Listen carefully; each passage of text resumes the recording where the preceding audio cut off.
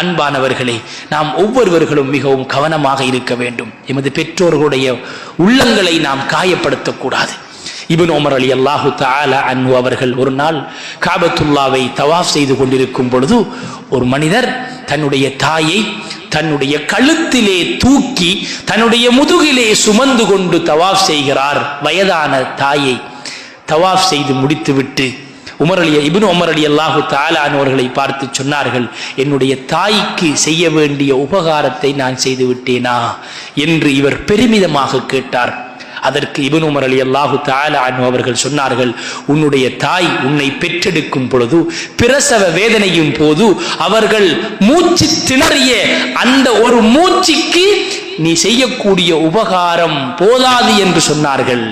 அல்லாஹ்வின் நல்லடியார்களே, அந்த தாயுடைய உயிர் போய் நம்மளை பெற்றெடுத்தால், ஆனால் இன்று நாம் அந்த பெற்றோர்களை மதிக்கவில்லை என்றால், அந்த தாயை நாம் மதிக்கவில்லை என்றால், அல்லாஹ்வின் நல்லடியார்களே, எப்படி அல்லாஹ்வுடைய கோபம் எமக்கு இறங்கும் என்பதை நாம் ஒவ்வொருவர்களும் சிந்தித்து பார்க்க வேண்டும்.